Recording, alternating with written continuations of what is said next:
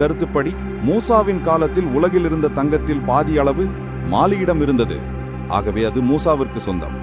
மத்திய கால வரலாற்றில் இத்தகைய செல்வ வளத்தை அதிகம் வைத்திருந்தவர் மூசாதான். அவரின் ஆட்சியில் முக்கியமான வர்த்தக மையங்கள் தங்கத்தையும் பிற பொருட்களையும் வணிகம் செய்தன. அந்த வணிகத்தின் மூலம் அவர் பெரும் செல்வத்தை பெற்றார். இப்படி தங்கத்தின் தாயகமாக மாலி இருந்தாலும் அந்த நாடு உலகில் அவ்வளவாக அறியப்படவில்லை.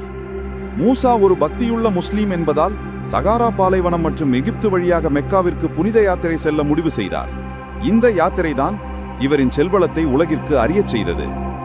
அரசர் மூசா ஒட்டகங்கள் பிற வண்டிகளுடன் 60,000 பேருடன் புறப்பட்டார்.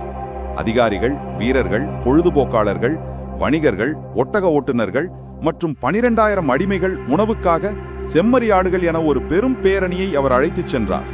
அதை பார்க்கும்போது ஒரு பெரும் நகரமே பாலைவனத்தில் நகர்ந்து சென்றது போல இருந்தது. அணிவகுப்பில் அனைவரும் தங்கத்தையும் பாரசீக பட்டுத் துணிகளையும் அணிந்திருந்தனர். 100 ஒட்டகங்களில் தூய தங்கம் கொண்டு செல்லப்பட்டது. பார்ப்பதற்கே கண்கொள்ளா காட்சியாக இருந்த இந்த பயணம் எகிப்தின் கெய்ரோ நகரத்தை அடைந்தது. அங்கு மூசாவின் செல்வ வளம் மற்றவரின் பார்வைக்கு காண கிடைத்தது. மூசா எகிப்திற்கு வந்து போன 12 ஆண்டுகளுக்கு பிறகு அல் உமாரி என்பவர் கெய்ரோவிற்கு சென்றார். அப்போது மாலி அரசர் மூசாவை பற்றி மக்கள் எப்படி உயர்வாக நினைவு கூர்ந்தார் என்பதை தெரிவித்திருக்கிறார். மூசா கெய்ரோவில் 3 மாதம் தங்கினார். தங்கத்தை ஆடம்பரமாகவும் அள்ளியும் கொடுத்தார்.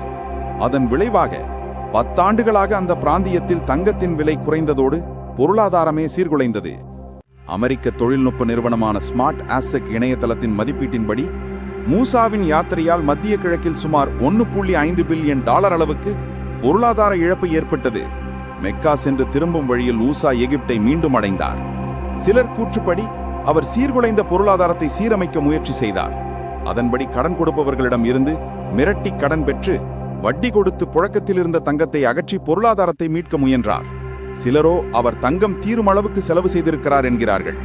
மூசா அளவுக்கு மீறி செல்லும் வழியெல்லாம் மாலியின் தங்கத்தை கொடுத்ததால் ஆப்பிரிக்காவின் கதை சொல்லி பாடகர்கள் அவரை பற்றி பாடுவதோ புகழ்வதோ இல்லை. மாலியின் வளத்தை மூசா வீணடித்ததாக அவர்கள் கருதினார்கள்.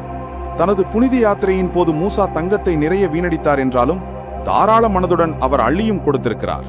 இதுதான் உலகின் கவனத்தை ஈர்த்தது. 1375ஆம் ஆண்டில் வரையப்பட்ட கேட்டலான் அட்லஸ் வரலாற்று அறிஞர்களிடையே புகழ் பெற்றது. அக்காலத்திய உலக வாழ்க்கையை தெரிந்து கொள்வதற்கு இந்த அட்லஸ் வரைபடம் முக்கியமானது. அதில் மூசா ஆட்சி செய்த மாலியின் டிம்புக்டுவின் மேல் ஆப்பிரிக்க அரசர் ஒருவர் தங்க சிம்மாசனத்தில் அமர்ந்தவாறு தங்கக்கோலை கையில் பிடித்துள்ளார்.